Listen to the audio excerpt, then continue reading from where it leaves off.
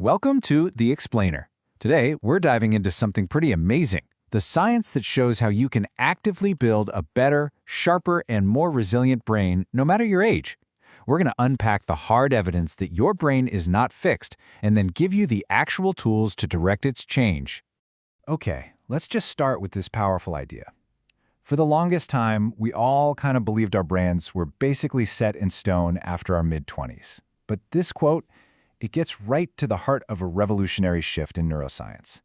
It's telling you that you are the architect of your own mind. You know, for decades, the story we were told about our own minds was one of inevitable decline. And, well, as it turns out, that story is completely wrong. The science now shows us a reality that's so much more optimistic and, frankly, way more empowering. Just look at this. On the left, that's the cage we were all put in, the old beliefs that trapped us in this fixed mindset. But on the right, that's the liberating truth. Your brain changes until the day you die. And that decline we all worry about, it's not about age, it's about use. You can literally build a better brain. So how does this incredible process of change actually work? Well, it's not magic. It's a set of real biological mechanisms. Think of it like your brain has its very own renovation crew, and it's on the job 24/7. The big idea here, the master concept, is neuroplasticity. And really, it's this simple, profound fact. Every single thing you experience, every skill you learn, every thought you have, it all physically reshapes your brain's architecture. I mean, it's happening right now as you're processing this information. And here's the toolkit it uses. You've got neurogenesis, that's growing brand new neurons, synaptogenesis, which is all about forming new connections. Myelination is like upgrading your brain's wiring to be faster and more efficient. It's this whole crew of processes that are active your entire life, ready to get to work. Now, this isn't just some feel-good theory. Let's dive into some of the stunning, real-world evidence that proves learning physically, measurably, changes the human brain.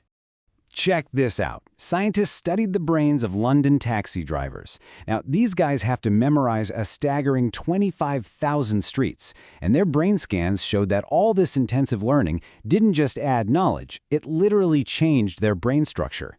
The part of the brain for spatial memory, it physically grew larger. And this one perfectly illustrates the use it or lose it principle. They scanned people's brains, taught them to juggle for 3 months, and bam! The part of the brain that handles visual motion got bigger. Then they had them stop juggling. And after 3 months, that same area shrank right back. Your brain doesn't waste resources on things you don't use. What's with this number, 4 to 5? Get this. That's the average number of years that being bilingual can delay the onset of dementia.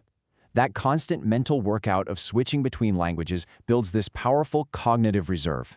It's like having a backup generator for your mind. This might be the most incredible finding of all, the famous nun study. It found that nuns who were lifelong learners showed no symptoms of dementia, even when their brains, after they passed, were physically riddled with the signs of advanced Alzheimer's. Their cognitive reserve was so strong it just created workarounds, keeping their mind sharp despite the physical damage. Okay, so the point is crystal clear, right? We know the brain can change. The evidence is overwhelming. So the next logical question is, what are the best ways to actually do it? How do we direct that change effectively? Well, it turns out that not all learning is created equal for building a better brain. The most powerful activities are complex, they're new, and they engage multiple brain systems all at once. Things like learning a musical instrument or a new language are fantastic because they're like a full-body workout for your brain. The key is pushing yourself with stuff that uses lots of different mental muscles. And how you learn matters just as much as what you learn. It's about learning smart. Things like active recall, testing yourself instead of just passively rereading. That builds much stronger connections. Same with spacing out your practice. And please, do not forget sleep. That's literally when your brain does the heavy lifting and consolidates everything you've learned. So let's kind of zoom out now, because this really goes beyond just a few techniques. This is about building a new philosophy for life. It's about seeing learning not just as a hobby, but as a core survival strategy. I mean, this quote just says it all, doesn't it?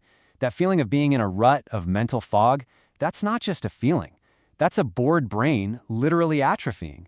But a challenged brain is a growing brain. It really is a choice we make every day. And maybe the final, most important tool is a shift in your mindset.